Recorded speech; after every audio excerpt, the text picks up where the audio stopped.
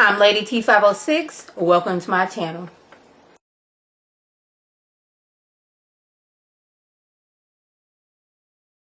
Hello everyone's. I am here for Love and Hip Hop New York Season 9 Episode 7. If you're new to my channel, welcome. If you're returning, you family member, you one of my peoples, welcome back. I think I'm gonna do something different with my reality show reviews. I'm gonna just like get everybody out, like one person, get them out in each section, so I don't have to be bouncing back and forth about what they got going on. So we start with Yandy. She invited the young lady that she's been mentoring to stay with her. The young lady, she's been in foster care. I don't think she said how long, but she couldn't bear to be in that foster home anymore. She was threatening to run away.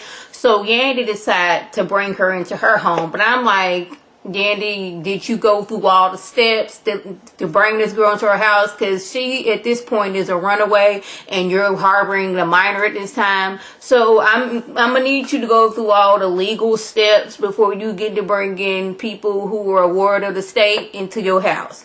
So eventually, she is speaking to Jonathan. And she's saying how she hadn't been able to get a hold of her foster workers. She hasn't been able to get a hold of her foster family. Nobody's answering. And it's a sad thing that, you know, some foster homes, they're only in it for the money. And if a child runs away, they will not tell the state that the child is running away so they can continue to get the money. I just hope this wasn't one of those cases. But Jonathan lets her know that if this girl is in the foster care system, that means, you know, she is a ward of the state. The state has custody of her. And you bringing her home, that's illegal. But Yandy thought, well, if she was going to run away and I'm mentoring her, how's that illegal if I'm bringing her into my house?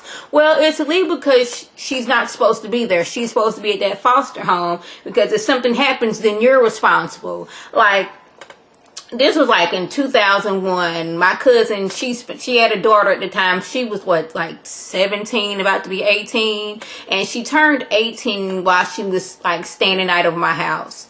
Her mom had lost custody. She was staying with her grandma. Her and her daughter came over to spend the night. Then they ended up living with us. Okay. At that time, I'm thinking she's 18. That means she's grown. Therefore, you know, she can do what she want to do. I didn't know that her and her daughter were still a ward of the state, and eventually they got taken away from my house. Nothing happened to me and my mom. It's just the police came and said, you're not supposed to be here. You need to go back. You need to go in a foster home for a minute. Then we're going to take you back to your grandma's house.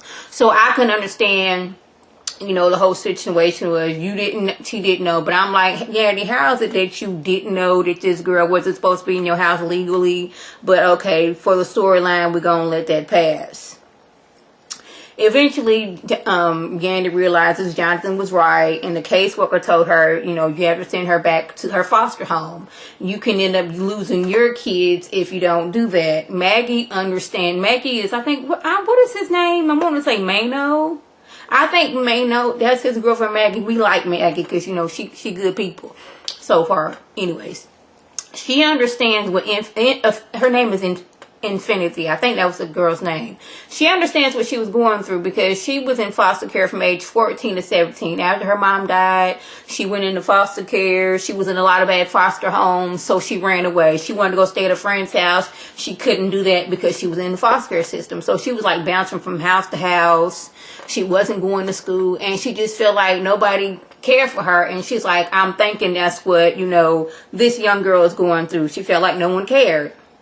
Yandy has to eventually tell Infinity that you can't stay here. We have to go through the proper procedures for you to be able to stay here. And unfortunately, you're going to have to go back to your foster home. And Infinity, for the few little days she's been there, she's like, you know, I want to come home to a home-cooked meal. Siblings that love me, you know. Why can't I have that in my life? How come I can't have that? I do everything you want me to do, and how come I can't have that? And I feel so sorry for her because, like, it's hard. I've never been in the foster care system, but you hear these stories where these kids are getting bounced from foster care to foster care, being neglected, being abused, and everything else, running away. The foster people is all in it for the money. They have multiple kids and just doing them wrong. So hopefully that eventually that Yandy will get all the necessary work and paperwork, and she can become Infinity's foster mother, so Infinity can come back to stay with her. We just gonna hope that that happens. So Joe asked Remy to talk to Sin about her depression and him not understanding everything he had. Okay, Joe wants Remy to talk to Sin. You know, when he says something, he comes off as a little ass. We just gonna say that, and I think he realized that. So, like, Remy, maybe you can talk to her.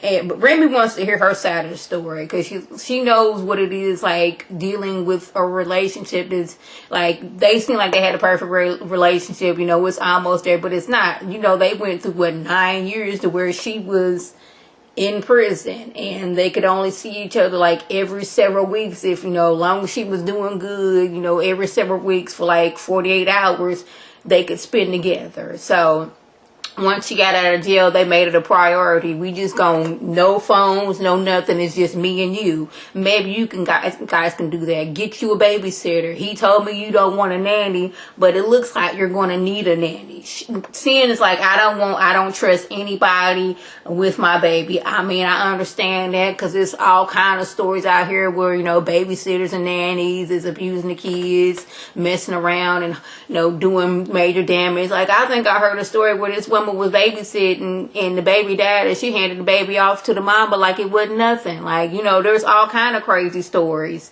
But the thing is, y'all need to communicate with each other.